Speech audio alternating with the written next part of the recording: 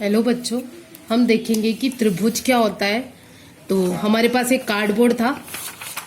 इस कार्डबोर्ड में हमने इस तरीके से कीले, ये जो थी लोहे की, ये इस तरीके से लगाया और फिर रबड़ बैंड लगाया।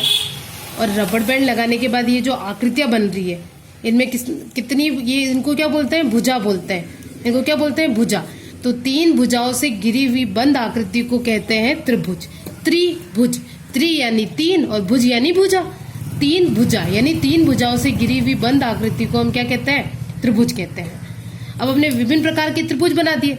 अब देखते हैं कि त्रिभुज के प्रकार और कौन कौन से होते हैं। तो अब त्रिभुज के जो तीनों प्रकार है, इनको अपने नाम से ही पता पड़ रही है। इनमें सम, बाहु, बाहु यानी भुजा, बाहु यानी भुजा।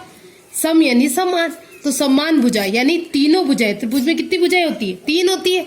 तो 3 होती है, तो त्रिभुज की जब तीनों भुजाएं समान, तो उसको क्या बोल देंगे, समबाहु त्रिभुज। और सम द्विबाहु, द्वि यानी 2, द्वि यानी 2, सम यानी समान। तो जो 2 भुजाएं समान होती है जिस त्रिभुज में, उसको समद्विबाहु बोल दिया। और विषम बाहु, विषम बाहु, तो विषम का मतलब अलग अलग। तो जिस त्रिभुज की तीनों भुजाएं अलग अलग लंबाई की हो, उसे विषम बाहु त्रिभुज कहते हैं। त्रिभुज के 3 प्रकार पड़े, समबाहु, समद्विबाहु और विषम बाहु त्रिभुज। अब यहाँ पे हम त्रिभुजों की भुजाओं की लंबाइयां नापेंगे। अब ये 2 हो रही है, फिर इसकी भी 2 हो रही है, और इसकी भी 2 हो रही है। तो ये तीनों भुजाएं की लंबाई समान है। तो ये कैसा हो गया, समबाहु त्रिभुज हो गया। कैसा त्रिभुज हो गया, समबाहु त्रिभुज हो गया।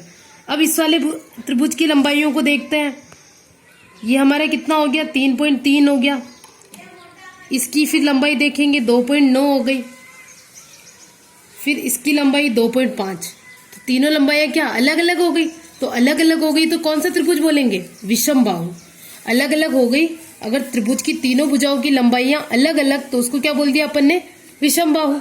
अब इस तरीके से इसको नापते हैं। इसकी तीनों भुजाएं देखते हैं कितनी है। तो ये हो रही है 3.1, फिर हो रही है ये 4, फिर ये हो रही है 3.5 सेंटीमीटर। तो इसमें भी तीनों भुजाएं कैसी है, अलग अलग। तो इसको भी क्या बोलेंगे अपन, इसको भी बोलेंगे विषम बाहु। क्या बोलेंगे, विषम बाहु त्रिभुज।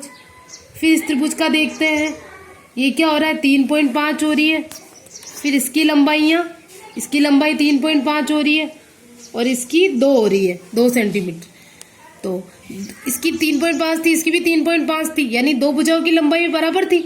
और 2 भुजाओं की लंबाई बराबर यानी क्या हो जाएगा, ये समद्विबाहु। कैसा त्रिभुज, समद्विबाहु त्रिभुज। फिर और देखते हैं हम, इस त्रिभुज में 2 है सेंटीमीटर है, इसकी लंबाई 2 सेंटीमीटर है, और इसकी 2.5 सेंटीमीटर है। यानी इसकी 2 भुजाओं की लंबाई क्या हो गई, समान हो गई। और 2 भुजाओं की लंबाई समान, यानी इसको कैसा त्रिभुज बोलेंगे, समद्विबाहु। कैसा त्रिभुज बोलेंगे, समद्विबाहु। इस तरीके से हम इनको स्केल की सहायता से नापेंगे। और आपके पास ये है, तो आप विभिन्न प्रकार के त्रिभुज बनाओगे, उसको स्केल की सहायता से उसकी भुजाएं नापोगे। अगर तीनों भुजा समान, तीनों भुजाएं समान तो समबाहु, 2 भुजाएं समान तो समद्विबाहु, और तीनों भुजाओं की लंबाइयां अलग अलग, तो उसको क्या कहेंगे, विषम बाहु त्रिभुज।